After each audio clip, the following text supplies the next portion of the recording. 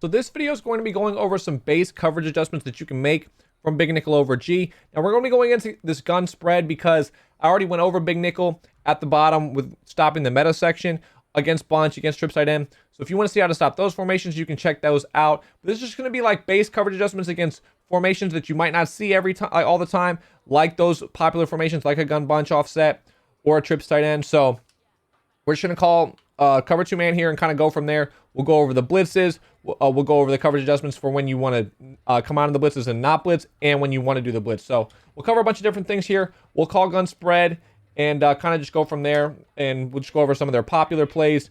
But it's not just really going to be for gun spread. This is going to be for all formations that we're going to be going against, and just showing you different adjustments that you can make and kind of the variety of things that you can do. So we'll set up the shed defense here, just like usual press, pinch, crash out. From there, here's where we can start adjusting. We can spy this player if they have a fast QB. If they don't have a fast QB, you can coverage this player. So you see like the vertical hook left, vertical hook right, hook curl left with the left stick. You can do something like that. So I would like to do like a hook curl left or a vert hook left. I think that'd be really like helpful. Like if they had like a backside slant or something come from there and they think it's going to be open, and then all of a sudden you have the DT drop into that spot. That could be pretty cool if they don't have a fast QB. Now do note, if you're using this player, you have to watch the running back yourself. If you don't want to have to do that, you likely will have to man either the safety up there or maybe man up like this other linebacker to it, and you can watch A. However, what I would probably do is this. I'd probably put that in the running back and then shade up from there. Now, this is just against gun spread. It might not be this alignment against other things, just something that you can note there. When you do this and you shade up, that means you're not going to get beat deep on any streaks or anything like that. So if you wanted to take this deep blue off at that point as well, you could put a purple there to try to stop any of like the crossing patterns or short post patterns that are going to be like 20 to 25 yards. If you go to your coverage adjustments for the coach adjustments, you could change your zones, the curl flats, to 20 to 25. That'll do a good job against deep corner routes, against crossing routes, and post patterns and stuff like that. And I've shown those in other videos, so I don't want to show it to you here. You've already seen it.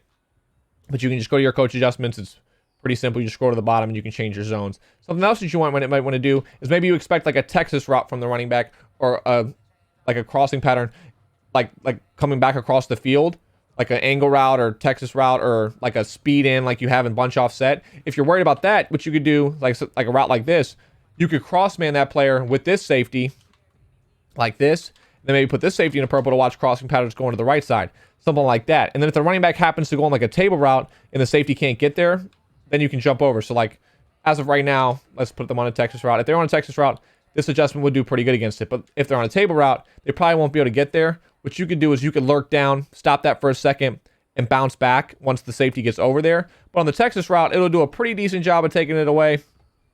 And then you also have that vert hook there. So if they hike it, it probably will stop that pretty well. You see the safety kind of took it away on the cut, and then you have the vert hook there. Now they did get beat, so you could probably throw it late.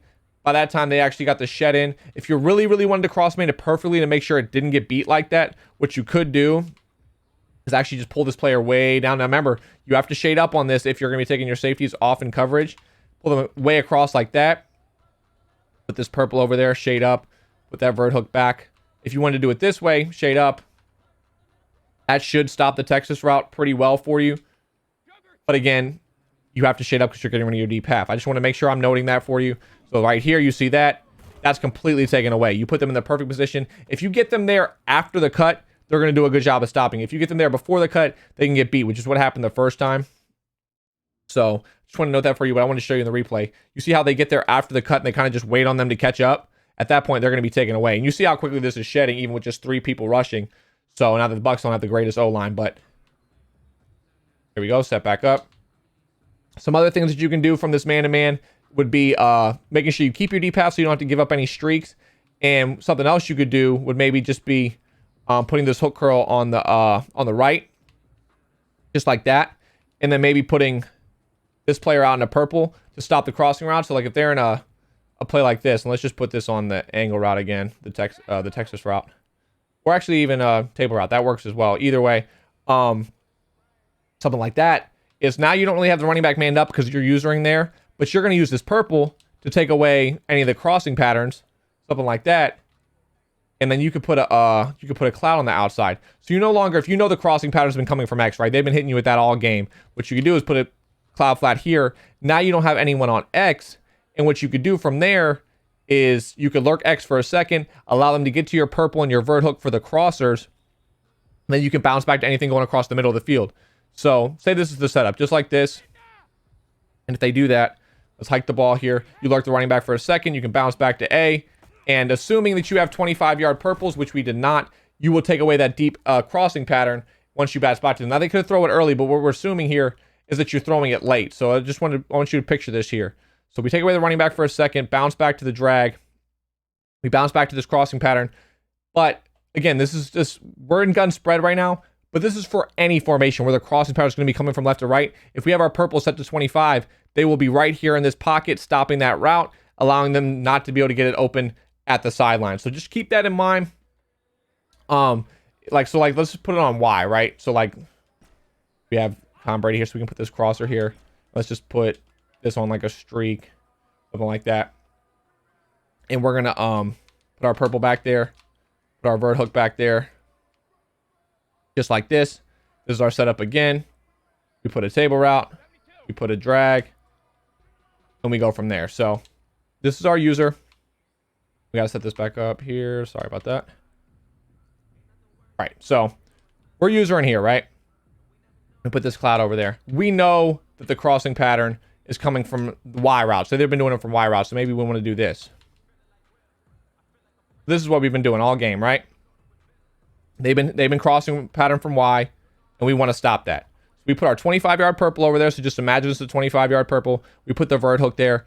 And when we go to user, we use the running back for a second, bounce back to the drag, back to this crossing route. Now we don't have anything to user because that crossing route is getting taken away by that 25-yard purple. You only have to user it early. So if we go back to the replay here, everything's taken away. We have man-to-man on any of the routes that aren't going to beat man, which is here. And then it's here. Now they used a fade route, but we didn't shade over top, and that doesn't matter because we have the deep half there. But this crossing route, it can be thrown early, but we're on it using it so that they can't throw it anymore. Then you have this 25-yard purple. It wouldn't be down here. It'll be deep down here, stopping that crossing route. And then we have the deep half to kind of sandwich that. And I just want to show you here. I'll go to the coach adjustments and I'll actually change it. I initially wasn't going to show you, but I do want to show you that it will take it away if you set it to like the 25-yard mark. So go into those coach adjustments, set it to 25. We'll get back to this big nickel, and then we'll start getting into some zone stuff here after the two-man under. But I like to break down this two-man under pretty in depth just because I feel like that's one of the most important things right now, because it's the meta. It's really, really effective, and you can kind of go from there. So let's set up here. Put this vert hook to the right. Put this player in a purple, just like that. And then we'll put this player in a flat. This is what we're looking like, right? So we're right here. We put this crossing pattern on Y. Just put a fade on X, just like this. Put a table route, put a drag. So this is what we're looking like. And we're going to be usering on this play, just like we did before. Down to the table, back to the drag. And that crossing pattern, it's not going to be open down the field. You see how quickly we're shedding. But that purple with that deep half is going to sandwich that route and not allow you to throw it. Now, you can't just take the deep half off, because if you take the deep half off, you no longer have that sandwich, and they can't throw it underneath with a downward pass lead because this player's there. But if they threw it with an upward pass lead and that deep half's not there, that would be a touchdown. So that's why you kind of have to have both to sandwich it. But that's something you can do at the two-man under, just making sure you have some players man and kind of putting zones out that would stop the few routes that would beat man. So now let's go over to the blitzing plays and just go over the coverage. Now, I remember I noted in the audibles that when you do these audibles from two-man under to other things, it can mess up your blitzer sometimes. Like you see how they went to the right side here, but it doesn't really matter. We're just going to kind of go through our plays and go through the adjustments as if we're going against any formation, not just against spread.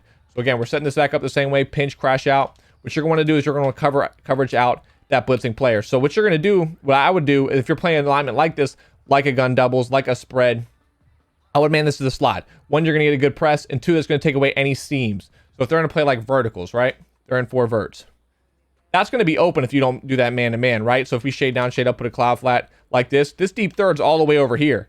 That player's not going to be able to get there in time to stop the 4 verticals route from Scotty Miller. So I would man that up, make sure you take that away, and then at that point, once they're in the man-to-man, the deep third will do just fine at stopping it. So you hike the ball here, you see nothing's really there, right? They can't throw the seam because it's manned up. Now, if it isn't manned up, which I'll show you now, they can throw it. So back to 4 verticals here, back to the SS Blitz 3. So we're just going to put it in a flat, right? Just like do this. Like hard flat, cloud flat over there. If they hiked 4 verticals, they would be able to throw the ball right in that seam right there to Scotty Miller if we didn't man it up. Now, if we wanted to put a vert hook and maybe move the deep third, like say you didn't want to play man-to-man, we'll go back to the SS Blitz 3 here.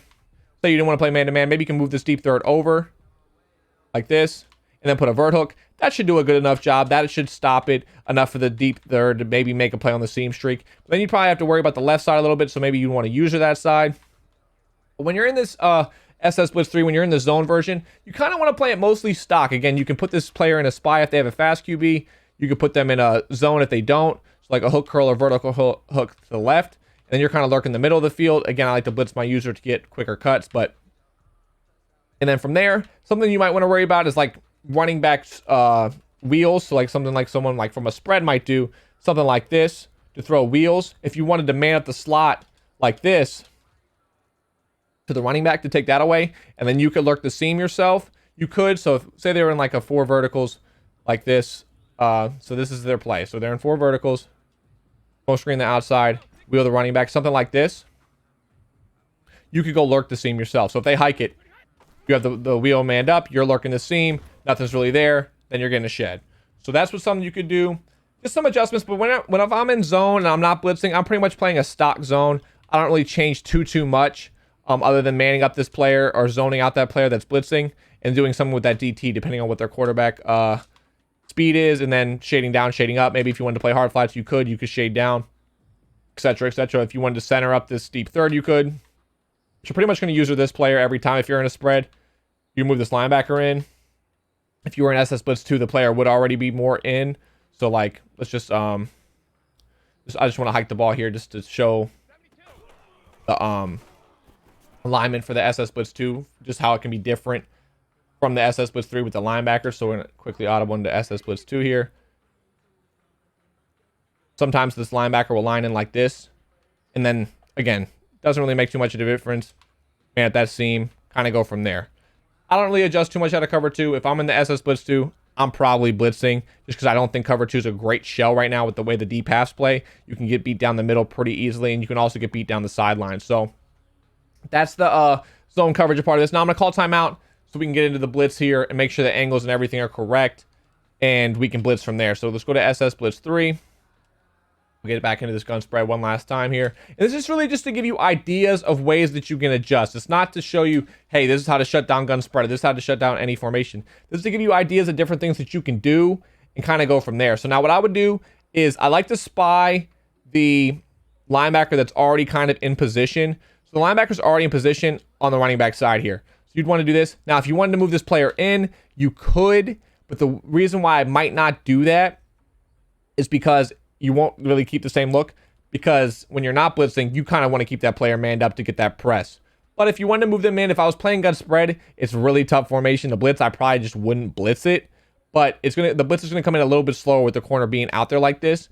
So if you really are gonna play it and you're really gonna try to blitz it, I would probably move it in, but I'd probably just recommend not even blitzing, just so you don't have to worry about keeping the same alignment or not. But what I'd probably do if I was gonna do this is I would probably man this up here, shade up like this, and keep your deep pass. So you can kind of create a little bit of like a man on one side, zone on the other. If you want to put this into a deep path, you'd probably just come out and cover 2. If you want to create cover 2 on the one side, you could do this. But I probably would keep the deep third so that you don't get split up the seam by Y.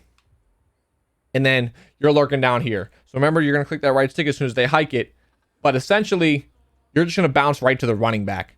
Even though you're on this right side, I would probably bounce to the running back if they send them out, because you don't have a zone over there, and you don't have to worry about getting beat for a touchdown because you have 2 deep blues on the left. So if they did that, let's just say they table route the running back, something like that. This is their play. Make sure you're shading up so you don't get beat deep. When they hike the ball, click that right stick, and then bounce outside. Now you see the corner comes in a little bit slower than when we showed the blitz. That's because they're so out wide. When they're going to be that out wide, I was a little bit delayed on sending my spy, but when they're that out wide, it takes them longer to get in just naturally because they're farther away. So I wouldn't recommend blitzing against gun spread, but that's some adjustments that you can make regardless of what you're playing. If they're like in a gun doubles, anything like that, you could set up the blitz the same way and make the same adjustments that you want to make here. So if we're blitzing ourselves, you could do something else you could do is hard flat. So that could take that away. And then you're going to have to kind of bounce, like you're going to have to move this player and then kind of bounce to one of the seams. So if they were in like a 4 verticals, you're going to probably want to bounce to the one on the right because they're going to assume that you're going to be on the left one. So if they're in 4 verticals, you're going to bounce to this right one, maybe try to get a pick on that just because they kind of know that you're going to be going to the left one or assume you're going to go to the left one because you're on that left side. You can maybe force them into a mistake here and bounce right. So if you're on the left side here, they're going to kind of assume you're just going to go to the left seam and they're going to maybe instantly throw that seam streak over there. So you're running right over there. And as soon as they see you're blitzing, they're going to want to throw that. And I blocked the running back so the blitz didn't come in that fast. But you maybe can force them into a mistake here. All right, so I'll try to create a pick situation here again. So we'll go to 4 verticals. We'll actually send the running back out this time. So the blitz comes in. Set it up. Just like this. We're shading down. Now, it is important to make sure you're pulling this safety over some so they can't instantly throw either seam streak for like a wide open touchdown. And when they do it here, you throw A, and you can maybe get a pick. Now, I didn't use it because I'm trying to use 2 controllers here. But you can see how if I didn't click off, that could have been a user pick. Because as soon as they see they're blitzing, which might take them a second to register, they're going to throw that seam streak, and you're going to get a pick on it. So we bounce right to the right, and you see that blitz is coming in. They're going to want to make that throw, and they can't do it. If I stayed on that player, you probably get a pick on that. You probably get an animation. I'm trying to use 2 controllers here, and they're going to think you're going to the left one, so they're probably going to look that off first. And if they throw the table route, you have a hard flat there, so it's not going to get them any yards. So that's something you could do. I hope this is helpful for you as far as adjustment goes. We go over the bunch offset, bunch offset and gun trips tight end already in Big Nickel. So it's because you have kind of a overview of everything that you can do, different things that you can do to try to stop your opponent, in different ways that you can stop certain routes, and different adjustments that you can do to try to give your opponent different looks after the snap, different zones out there, different people manned up, and try to stop certain routes. So I hope this was helpful for you, and I hope you'll implement it into your adjustments.